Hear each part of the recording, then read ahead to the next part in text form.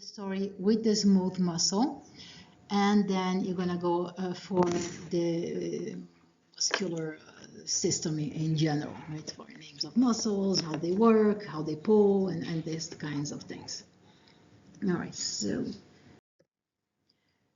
well, here we go, finishing up with the smooth muscles, right? So we know that the smooth muscles have a lot of things in common with the skeletal muscles, as well as cardiac muscle, but they have a lot of things that are also different. Like, for example, the smooth muscles, they are slower to contract and to relax. Okay, but then when they contract, they tend to stay contracted for a longer time, and there are reasons for that.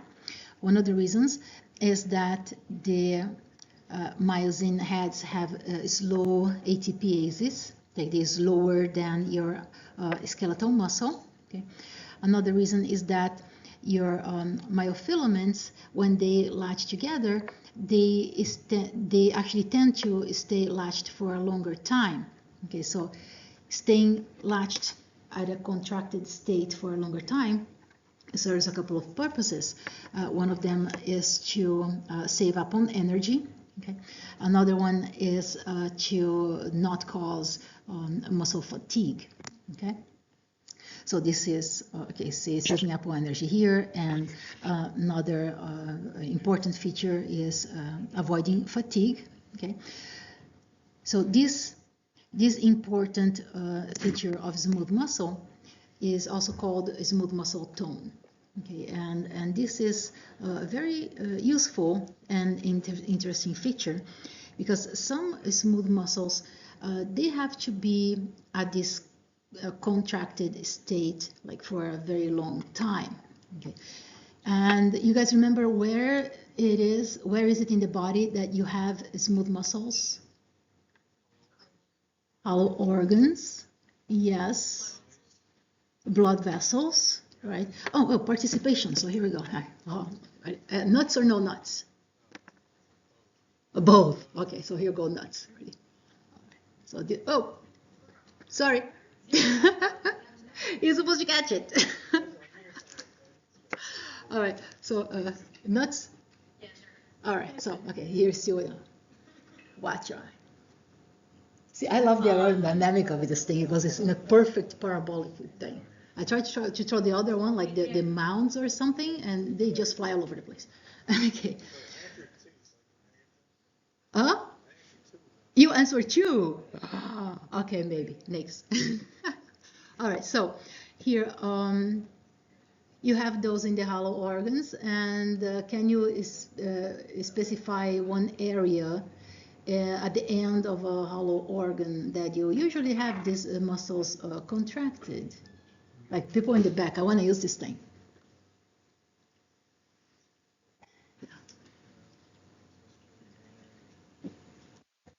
Oh. Okay, where is one area at the end of a hollow organ that you want these smooth muscles to be contracted for a long period of time without giving you fatigue, things like that? Yeah. Yeah, I was thinking about the anus. Okay. Nuts? All right. Okay. Oh, that was a perfect. Okay. All right. So, yeah, is it a good idea to have your muscles contracted like at the anus without fatigue and without fail? Definitely. Imagine, I mean, now this is a time where you start thinking about your smooth muscles right at the anus, because if they are not contracted, that is a problem. If you're having spasms, that's another problem. Can you imagine? I mean, walking around and you're not thinking about those muscles are contracted, you know? And then if they relax and you're like, that's a big problem, right? So you do have some very good functions for those muscles to stay contracted for a long time without fatiguing, right? So, right, how do they contract? Well, they mainly go through aerobic respiration, right? So you're going to use oxygen, mitochondria. All right, so mechanism of contraction of those smooth muscles. They are slow, they are synchronized, And as we had seen before, smooth muscles have a lot of those gap junctions. And the presence of those gap junctions are really making those smooth muscles to connect with each other. So here is a shape of a football shape smooth muscle. And then here we have those gap junctions that will allow those smooth muscles to be sending electrical signals across, like from one fiber to another. Okay, so that means that those smooth muscles don't really need nerve endings for them to work. They can send the signal through those gap junctions, right? So not only they don't need those external stimuli, some smooth muscles, they can actually undergo depolarization on their own. So they have this mechanism that they can serve as pacemakers for depolarization and contraction, like without really outside stimuli. Okay. All right, so here are some comparisons and also some very important differences that you're going to find with contraction of smooth muscle and skeletal muscle. All right. So the contraction of your smooth muscle is also going to depend on influx of calcium ions, right? So you're also going to have actin and myosin, but then you're going to have here some very important differences, okay? Okay, so of course, actin and myosin are going to have those lightning filaments, right? But here with the smooth muscle, you're going to have that interaction of calcium that is not going to be interacting with that protein that is attached to actin. What is the name of the interacting protein? Troponin, right? So calcium here is not going to interact with troponin. It's going to interact with this cytoplasmic protein called calmodulin. Good. So this is a very important difference. Calcium here is going to interact with calmodulin. When that happens, calcium calmodulin complex is going to activate another protein that is called myosin kinase. So this thing is not the myosin itself, it's another protein that is floating in the cytoplasm that is called myosin kinase. So kinases, you know that they put phosphates on things. So this protein here is going to put a phosphate on myosin. That's the job for this protein. Okay? Where? Well, it's going to be in the light chain of the myosin. And where is it that you're going to find the light chain of myosin?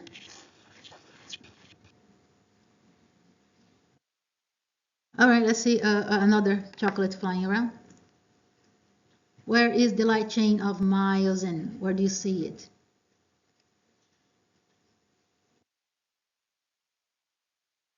Come on, I don't know who's sitting. Somebody in the back. Everybody awake back there? Remember myosin? Has light chains and heavy chains.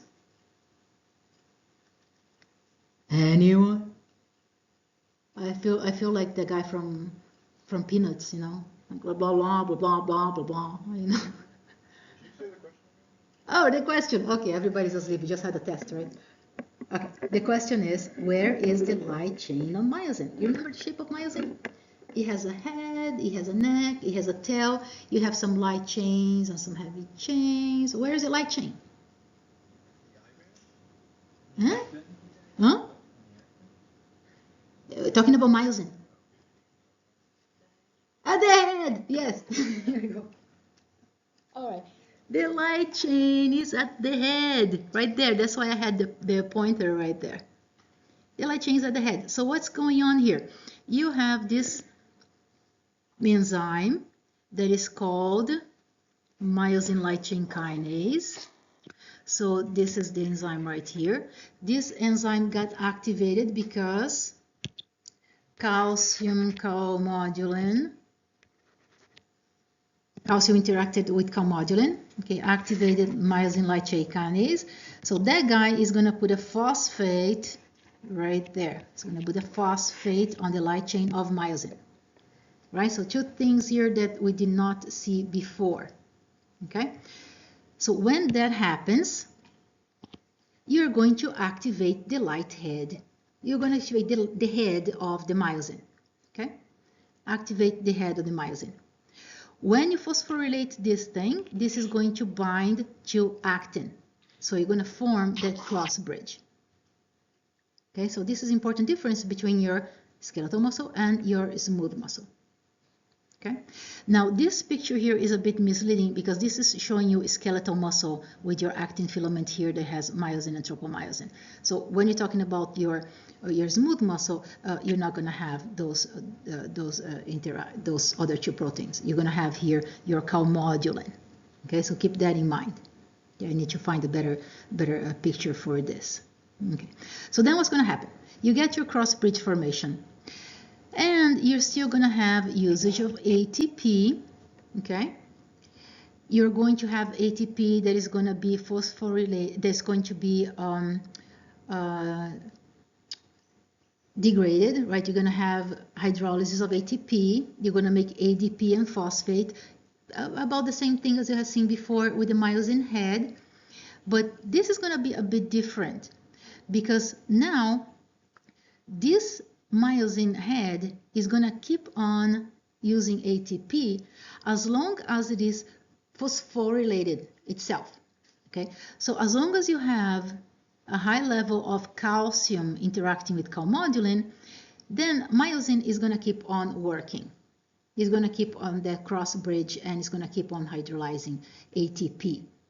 Okay, but here there's another difference also. Okay, the hydrolysis of ATP is a lot slower than when you compare it to skeletal muscle. Okay, so you're going to have hydrolysis of ATP that's going to keep on going on, but it's going to be slower. Okay, and when is this thing going to stop? Basically, when calcium calmodulin is not interacting anymore, meaning when calcium gets sequestered at sarcoplasmic reticulum. Okay. And then that will cause dephosphorylation of your myosin head.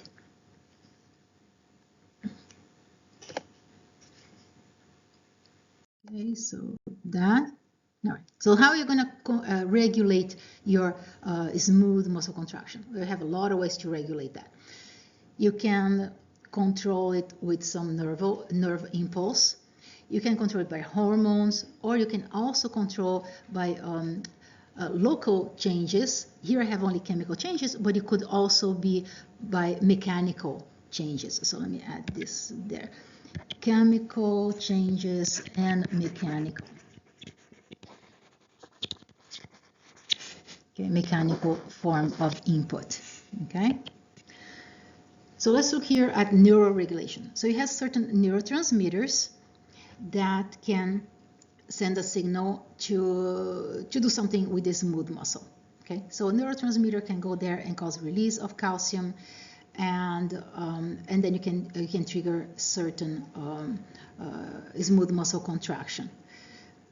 But then this function of neurotransmitter really depends on which smooth muscle you're talking about, because certain neurotransmitters can cause contraction at a smooth muscle, at a certain smooth muscle cell, and then the same neurotransmitter can cause relaxation at another smooth muscle cell. So you really have to look specifically at which muscle cell you're talking about to see how the neurotransmitter is going to influence the contraction. Okay. So you have neuronal regulation, and then here we have hormones and local regulation. When you're talking about hormones or local chemicals, so this type of regulation is not going to depend on input from the nervous system. Okay, so no nerve supply for those types of regulations. So what that's going to happen, the hormone is going to bind to the cell membrane, or is going either bind to the cell membrane or going to go straight inside of the smooth muscle cell and cause some depolarization to take place. Okay, and I'm going to see in details how this is going to happen in the next slides. Okay. All right, so here are 3 ways in which you can have regulation of smooth muscle contraction that is not depending on nerves. Okay, so let's pay attention. This is a bit complex, but it's not really. So everybody's awake here? Hopefully. All right. You want to do some breathing exercise? Wake up your brain. Yeah. Okay. Arms up. Breathe. Again, up. All right. So only a few people are asleep. That's not too bad. All right. So first thing that you're gonna see here, it says mechanical or myogenic type of stimulation.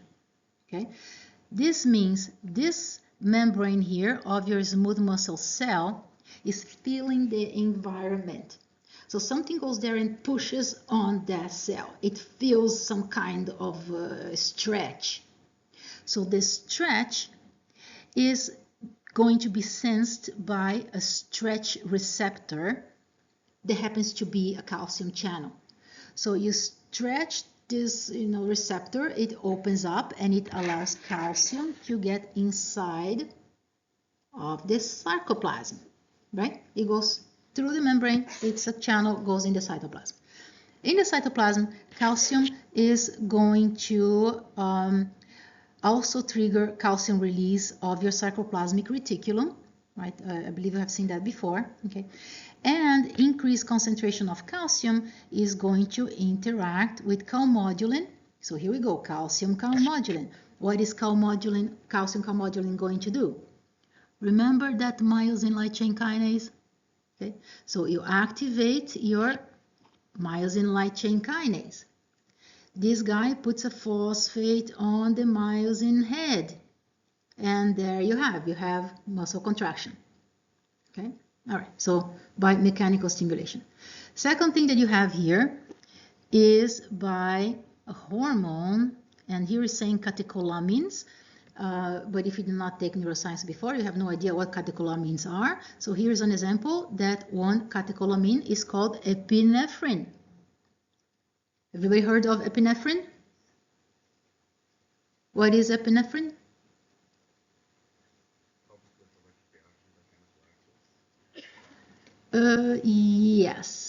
Yes, you're right on target. Yeah, because anaphylaxis, yeah, that's part of A&P2. But I'll give that example, so you get a good one. Yeah, ready? Yes, you want the chocolate? Sure. Yeah, right.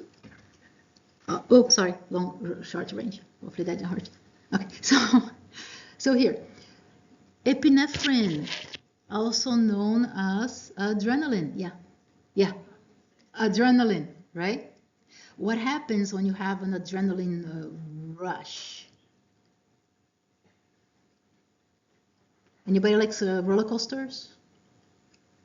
Skydiving? Yeah, somebody like it. Oh, okay. So it's these kind of things, right? So you like that adrenaline rush. Yeah, I'm an adrenaline junkie. So now understanding what it happens with your smooth muscle level. So you have a receptor at your some smooth muscle cells, and this is your adrenergic receptor. Okay. And let's see, when you're looking at a person that is having a fight or flight type of reaction, what is the first thing you observe on the person?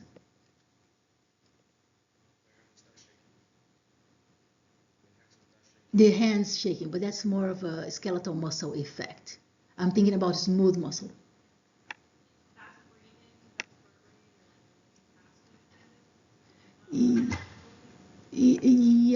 Yeah. But when you look at the person, they look like kind of pale. Yeah, that's the word I was looking for. Right?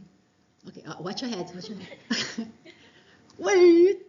Yay, that was perfect. Okay, they look pale. Why? Because the arteries close to the skin, they undergo contraction of smooth muscle. So this is what is happening. Okay, this is what is happening at the smooth muscle in the artery. So epinephrine gets there, okay, adrenaline gets there, binds to adrenergic receptor. Now this guy here is not a channel. Okay, this guy here is a G protein coupled receptor. So epinephrine doesn't get inside of the cell. Epinephrine binds on the outside and sends a signal to the inside of the cell that is going to activate some proteins, like in this case is adenylate cyclase, and you are going to make this second messenger from ATP. This second messenger is called cyclic A&P. Okay, so adrenaline binds there, activates G protein couple receptor, activates adenylate cyclase, breaks down ATP into cyclic A&P. Cyclic A&P then causes release of calcium from the sarcoplasmic reticulum. Okay, and then the rest of the story is the same. You're going to get muscle contraction. Okay, and this is what happens when the blood goes out from the periphery and goes more towards the center organs and more towards the muscle.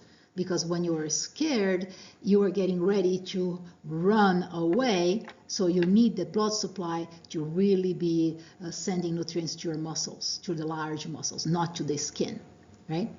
All right, so this example of adrenaline or epinephrine. And then you have another situation. For example, here, antidiuretic hormone.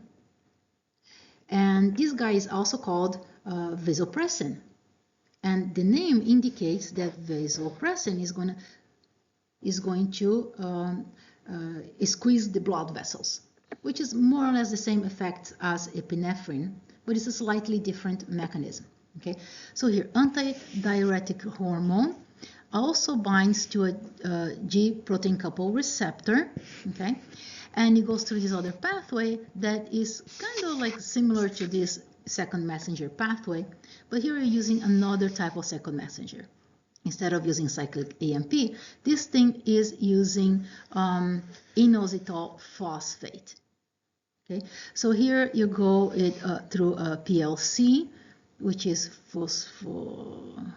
I forgot the name of PLC now, but another G protein couple receptor that makes inositol phosphate that goes to sarcoplasmic reticulum and lets calcium out.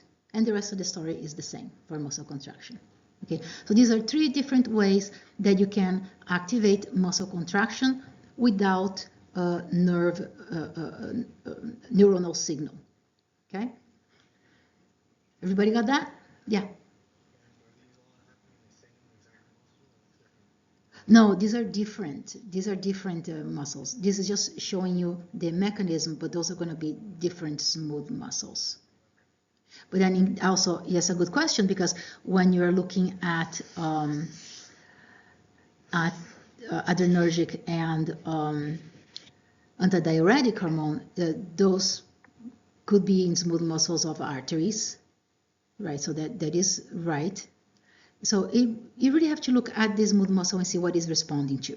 But this is like generalized type of response. Okay. You're welcome. All right. So finally, your first question here. So I'm going to put here your confidence level 1. Let's get out the eye clickers. Okay. Which protein in smooth muscle has a similar function as troponin in skeletal muscle?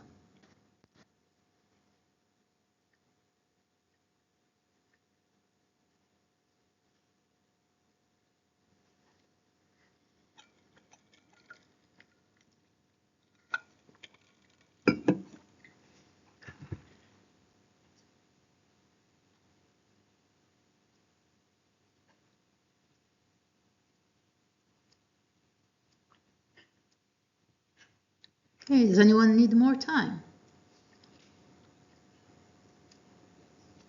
No, everybody's good? Everybody answered? Okay, stop it. What is your answer? A. That is your calmodulin. Okay. I see several people here answered C. Myosin light chain kinase gets activated by calcium calmodulin, right? So calmodulin is the one that binds to calcium.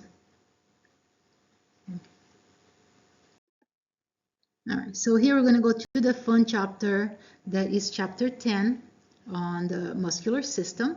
And no, you do not have to memorize all the muscles in the body. That would be painful, right?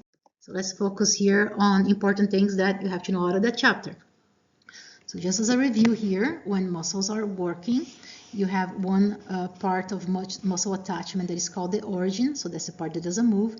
And the other part that moves, that is your insertion, right? So origin and insertion. Okay. And here comes the idea of naming those skeletal muscles, right? So there are several ways of naming muscles. So first thing that is shown here is by the location of the muscle. So if you have a muscle that is close to a bone, like this one is going parallel to the bone and more specific to the fibula, so you call that muscle fibularis. That's convenient, all right? So muscle location. Another way of naming the muscle is based on its shape. So if you look at this muscle here, it kind of looks like a triangle or delta Greek letter. So you call that muscle a deltoid. Okay. Another way is by muscle size. So if you have something that is quite big, you call that maximus. If you have a related muscle but is smaller, you call that minimus. If you have a long muscle, you call that longus. So that's also, convenient, right? And then you have this other way of naming that is based on how the muscle fibers are arranged. Okay. So now you see here, this is a bit of a not so intuitive way of naming. So you see here, if you have muscle fibers that are going up and down on the body, you call those rectus. All right, so straight up and down, that's a rectus type of fiber. If you have a fiber that is going perpendicular to the center axis, you call those transversus. Okay? And then if you have fibers that are going at an angle, you call those oblique muscles. Okay, so you're going to have to, you're going to know examples of those types of muscles. Okay. So other ways of naming. You can name the muscles based on how many origins they have. So here when you look at the biceps, right, there's moving the forearm here, it's called biceps because it has two origins. Okay, so two origins for that muscle, so call them biceps. Now, if you look at the back of the arm, you have the triceps. And guess how many origins that muscle has? 3. Okay, triceps for 3 origins. All right. Then you have this other way of naming that is by location of attachments. Okay, so you look at this strange muscle over here, and that muscle is attached to the sternum and then to the mastoid, right? The bone, mastoid bone right there. So we call this thing here sternocleidomastoid. What is the use of that muscle? When you contract that muscle, what you're going to do? Like lift the head. If you're laying down, you're gonna go like lift the head. Okay. All right, so another way of naming is also based on the action that the muscle is producing. So if the muscle is flexing, remember flexor, extender. So if the muscle is flexing, you can call that a flexor. If the muscle is helping, when it contracts, it's helping to extend, you call that extensor, right? So based on action, okay? And a lot of times you can combine all of those, or most of those naming criteria, and you get some very long names for muscles, like this guy over here. Extensor, carpi, radialis, longus. It's like, oh, extensor, it is stretching out. Carpi, what does that remind you of? The bones on the wrist, right? Radialis is close to the radius. And longus, it means it's long. So there goes your muscle. Okay? All right. So this muscle, I put it in a box because it's a good muscle to know, right? All right, so here are pictures showing those naming of muscles, and I put this picture here because I thought it was cool. Okay, so you have here your biceps, and this guy is a very serious bodybuilder, right? So what is happening here again with the number of muscle fibers, of muscle cells in the body of this guy? What is happening when somebody is building up muscle? Do you have more muscle cells that are dividing or something else? Yeah, so it'll be something else. What is happening? How can you get big muscles? Yeah. Hypertrophy. Yeah, hypertrophy means the cells will get larger. You're going to have more muscle filaments inside one muscle fiber, right? When you say atrophy, that means it gets smaller. Okay, so hypertrophy is getting bigger. Okay. All right, so let's see here. You have that example here of deltoid muscle, right? You have here a muscle that is, if you look at the name of this muscle, it says subscapularis. So where do you think that muscle is going to be? Under the scapula, right? Subscapularis. Okay. And then you have another one that's infraspinatus. Remember the spine of the scapula? And that guy is going to be right under there. Okay, so you can actually locate where the muscle is based on the name. All right, so you have also classification of muscles based on if they are working together to make a movement happen. So you call them those agonists. So two muscles that are contracting at the same time and enhancing the movement, that's agonist. If they're opposing the motion, you call them antagonist, right? So you have the biceps that is contracting, and then the triceps is opposing the muscle. So those are antagonists. They're going to work together, but depending on the movement, right? Agonist and antagonist. And then you have the muscles that stabilize the movement. So those are called synergists. Okay? Now remember that when you contract a muscle, the muscle is very good at contracting, but is not very good at relaxing and putting the insertion back to original position. Okay, so unless you have an antagonist muscle that is going to work on it, you can just stay in the contracted state. Okay, so you always have to have this balance of agonist and antagonist. Okay. Oh, another question. Right, when lying on your back, which muscle contract to lift your head? So that one everybody should get correct.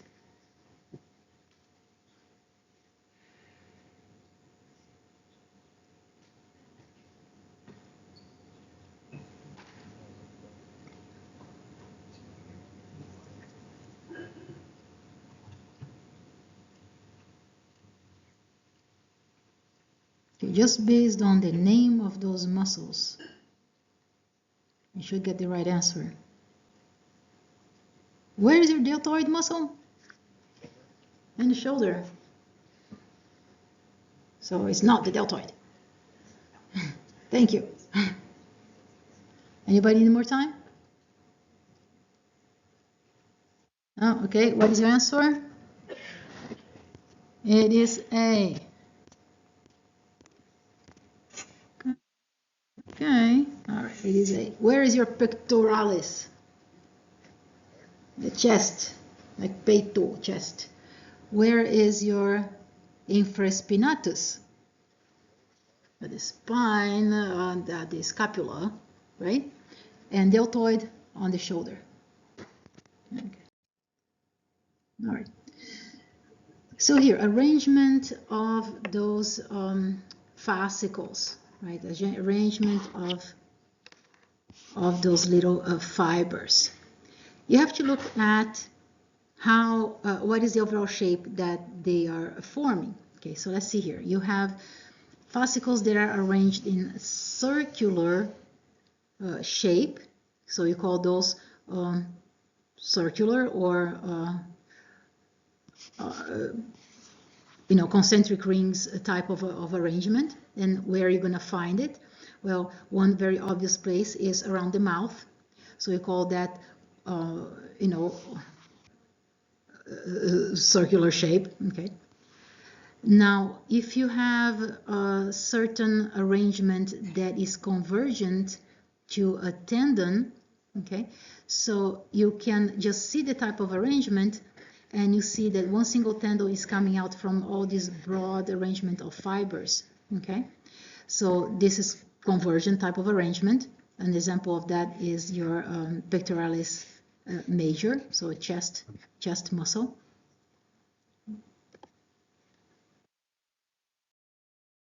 Right. And then you have types of arrangements of fiber of fascicles here that they're very parallel to each other. Okay, so when you look at this type of arrangement, you see that it's mainly looking like a rope. Okay, and it's easy to identify like when the muscle looks like that. Example here of that arrangement is your sartorius muscle, like at the leg. Okay. Then you have this other form that is fusiform. Now this here is very similar to your parallel fiber muscle, but they kind of look like a football shape. Okay, so he's like bulging in the center. So that's the example of fusiform that is given here is this femoris muscle. Looks like this. Sorry, what am I looking here? This is your biceps. The biceps is this fusiform type of muscle. Okay. And then you have this other type of muscle that look like feathers. Okay, so you can have, let me see my next slide here, might be easier. Okay, these muscles that look like feathers, you call the pennate arrangement. So you have three variations of feathers. You have one type of variation in which you see the fibers that are going a bit to the side, but it's only like half of a feather, or it just looks like one little feather. So you call that one feather or unipennate. Now, if you look at feathers that look like they have two feathers going in two directions like that, you call that two feathers or bipennate. And if you look at something that looks like a lot of feathers put together, you call that multipennate type of arrangement. So examples of those you can have here for your unipennate extension, digitum longus. I don't even know where the muscle is. And you have here rectus femoris. We have seen that one before, right? Close to the femur.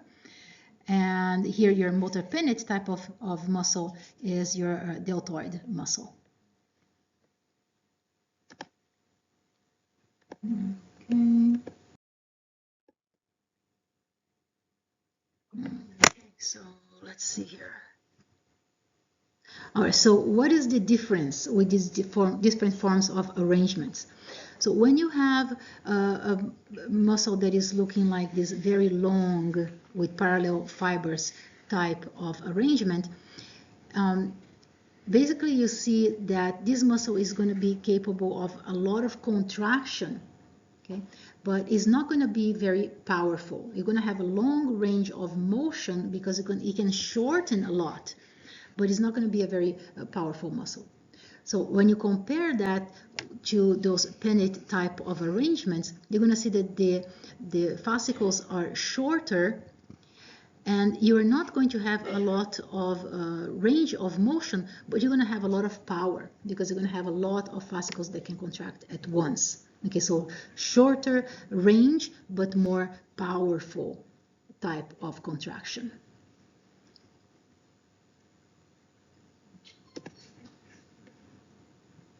Okay, so here the power really depends on the number of muscle fibers.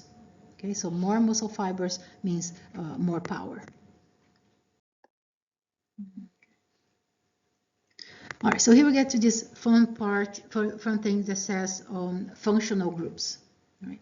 Again, just as I started mentioning before, you have your primary movers. Okay, so those are going to provide a specific movement. Then you have your antagonists. They're going to oppose that movement. Okay, and you have your synergists and you have your fixators. So fixators, remember, they are not the same thing as synergists. Okay, synergist is going to add more strain to the movement.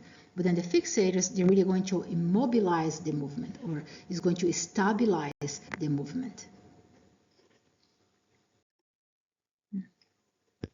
All right, so here we come to levers. And there are three types of you that's got to know. All right, so what is a lever? It's something that you'll probably learn in physics class. So yeah, muscles and bones, they do obey physics laws, right? So basically you have this rigid structure with a fixed point, and then you have one side that you have a load, and the other side in which you're going to have the muscle contraction. Okay, so the idea of fulcrum is that you can enhance a particular movement in a matter of changing the force or the direction, okay, of this type of contraction, okay, or even the speed of the action. All right, so basically you're going to have this seesaw type of thing. This thing in the middle is going to transmit the force, so usually that is a bone, right? And you're going to have a point that is not moving. And you're going to have your load, and you're going to have your muscle that's going to do some kind of effort. So different types of fulcrums that you're going to look at. So this is the first idea that we have of this type of machinery. So here we go. That seesaw thing is your first class fulcrum, first class lever. So what you're going to have a fulcrum or no moving point like in the middle or somewhere between the force and the load. So not exactly in the middle, but between the force and the load. Okay, and then you're going to have the force that goes on one side and the load that goes on the other side. So here, fixed point in the center. Example of first class is that seesaw type of thing. Then when you look here at the second class, you are going to have fixed point in one side, load in the middle, and force on the other side. Okay, so here's your idea of a second class type of lever. I really like the load of monkeys. Okay, so force on this side, fixed point on the other side, load in the middle. Second class. And then you're going to have your third class, in which your load is at the end. You're going to have the fulcrum or fixed point at one extremity, and the force is going to be applied in the middle.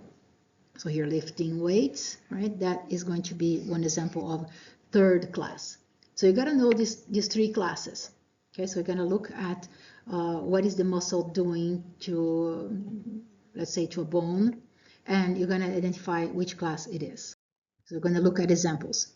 So here, when you look at this muscle, when you contract this muscle, what is going to happen? Where is your fixed point? Is in the middle. Where is the point that moves or the load? Is the face, for example. Okay, so here you're contracting, fixed point in the middle, that means is a first class. Okay, lifting the load on the other side, so that's the seesaw type of thing. All right.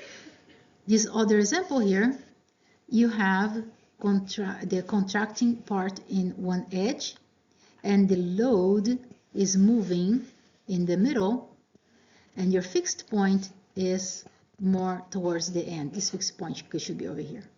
So that is your second class type of lever. Okay, and here we have seen, the third class type of lever. So here's from the book showing you the examples of each of the classes. Right. So here again, this is your second class type of lever.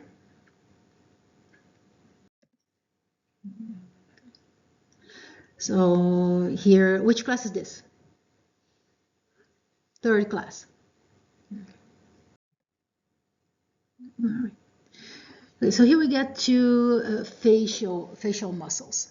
Right? These muscles are interesting because they are usually not attached to bones, right? They're more attached to either skin or to other muscles, right? No, and you don't have to know all of them, but you have to know some of them that are quite interesting. Right? So the first one that we're going to see here is not quite on the face, but in the head, right? So this guy is actually attached to the bone here. But this muscle is very, very prominent. This is your temporalis muscle. Okay, So here we start with the facial muscles. So this one is quite obvious. That is circular, right? And is right around your eyes. So it has something to do with oculi. You call them orbicularis oculi. So that's your circular type of muscle right around the eye. Then you have here another orbicularis, but this one is oris, so that's in your mouth, orbicularis oris. And it's close to another muscle here that is right under, that is called mentalis. So where is that muscle? In the chin, right? That's your mentalis muscle. Okay. Now this large muscle over here that is coming on the neck, that is your platysma muscle right there. So when you go like this, you kind of can see in the mirror your platysma muscles going up to the head. So you should know that major muscle. And we had looked at this one before. That's your sternomastoid muscle. It's connected to the sternal and the mastoid. Okay. Trapezius muscle. This is a back muscle. Okay. So we're going to see more on this trapezius muscle. So basically, okay, let me see here. Okay, zygomaticus, you should know where those muscles are also connecting to the cheekbone, right? Zygomatic muscles. So those that are emphasized, you should know and recognize those muscles. All right. So here, functions of those facial muscles, right? So when you are contracting your zygomaticus major, that means you're smiling, right? When you're contacting the orbicularis oris, I don't know what you're doing, drinking something through a straw, right? And here is your mentalis muscle. What kind of expression that is, I don't know either. Now this guy over here, I didn't mention this muscle that is so confused, right? Corrugators, what? So that kind of expression, I don't ask you to know that muscle, it's too complicated. Now this guy here, orbicularis oculi. Yeah, you close your eyes, that's a circular muscle that you should know, okay? And the platysma is just cool and easy to remember. So we get to some muscles that are important for breathing. Okay, so this guy is very important. You have to know this guy. Which one is this muscle? Yeah, I do have more chocolate. Oh no. Yeah, one more. That's my favorite actually. Somebody in the back. I want to use this thing. It is written right there. It's a diaphragm. All right, so nobody in the back is manifested. So important things that you have to know about the diaphragm. When you contract it, you're going to pull air in. So that's a very, very important muscle for inspiration. Okay, important things that you should know. Okay, diaphragm right there. Okay, it has 3 foramen. Okay, so one of them is a foramen right there that is for the esophagus. And what is the esophagus connecting? Stomach, right? It's like the mouth to the stomach. So here is the opening for the esophagus. And then there is this other opening right there. It's the biggest opening right here. It's for the inferior vena cava. Okay, so you have this big opening for the vena cava. Okay. This part right there that you can identify, it is at the bottom of your externum. So that is your xiphoid process at the externum. Okay, so you're going to have connection here to your diaphragm. And you have another big opening right here that is kind of difficult to see because your vertebral column is right behind it. But this big opening right here is for the aorta. Okay, so 3 openings you have to know: aorta, vena cava, and esophagus. Okay, 3 foramen. Okay. So that was your diaphragm. So here we go for abdominal muscles. Things you should know, interesting things about the abdominal muscles. first thing that you see here, well, it's a bit above the abdominal muscle, is more like close to the chest. That's your pectoralis, right? So that's a major, big one, pectoralis. Then you're going to have here the straight up and down muscles. Those are your rectus abdominis. And a lot of people like to increase or do hypertrophy of those muscle fibers in order to have these very attractive six packs, right? So that is your rectus abdominis. All right, and then you have these cool muscles right on this side, right, to your costals here. Those are called serratus. And they are called serratus because they look like that tool that used to cut wood, saw, and my pen is not working, yay. Okay, serratus. Okay, you cut wood with this thing. That doesn't quite look like a saw to me. So, you know what a saw looks like cut the wood, that's serratus. Okay. Huh? Serrated bread knife, there you go. All right. So here, you have a couple of serratus that you're going to have also in the next page. Let me see here. All right. So serratus looks like a serrated bread knife. Okay. Then you have this other one here that is perpendicular to your rectus muscles. So this is your transversus abdominis. Okay. So they're more to the interior, right? They're more to the inside, and is going to be at a perpendicular from your rectus. So you have two oblique muscles, one that is more on the outside, that is your external and internal oblique muscles. And I think those are all the muscles that you should know here for your abdomen. So looking here on this side, you're going to have your external oblique muscles. Okay, again, just looking from the side, you're going to see your rectus abdominis here, and transversus. So you should be able to look at those muscles and identify them. Did you have that in lab? Yeah, everybody had this in lab already, right? So this is just quick review. Okay. And another question, just in case anybody went to sleep. All right. The is or are the most important muscles for inspiratory breathing.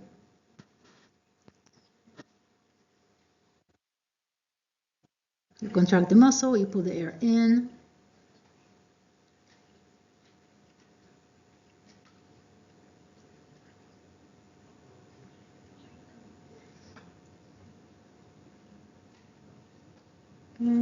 Anybody need more time? Got your points? Okay, what is your answer? B, that is your diaphragm. Okay. All right. Oh, interesting muscles to look at. All right, so pelvic floor muscles and perineum. So here it is showing to you that you do have differences between males and females. Surprise. All right. Females, you're going to have 3 openings, and the males, you're going to have 2. So there are some certain differences here that you should know. Okay. So first, and there are also, of course, similarities. So first one is your external urethral sphincter. What kind of muscle is that? Circular, right? So here's circular muscle. And then you're going to have this muscle that is called deep transverse perineal muscle, and this is one of the differences between the males and the females. Okay, the females, you're going to have this larger transverse perineal muscle because you're going to have the opening here for the vagina. So the vaginal opening is going to be right in the middle here of between those deep transverse perineal muscles. When you look at the male, you're just going to have a smaller size of muscle. Okay, and after that, you have here your similar external anal sphincters. And what kind of muscle is that? Circular. Okay, so you have 2 circular muscles, and you have also the perineal muscle. Okay. All right, so other muscle here, muscles at the thorax. We have seen here before your deltoid, pectoralis major, or you've seen that going to the neck, right? You have seen that before. Okay, pectoralis major, you should know that muscle. Of course, biceps, everybody can remember that one. Okay, pectoralis minor, so that is under your pectoralis major. Okay. And your serratus muscles, they're going with the my mind went blank now. What's the name of the bone? Ribs. There you go. Yeah, so basically we have here these two muscles that you should know. Definitely know the trapezius muscle. Okay. And when you look at muscles of your leg, you come across this very big, so we call it maximum, right, or maximus right there. Gluteus maximus, that is your one of the most powerful muscles and the largest muscle that you have, right? And it is important to keep you, standing up straight, so upright posture, and is of course very important for walking, running, climbing, and sprinting. And it's a very interesting big muscle of the leg. So I don't think I emphasized any other muscle here.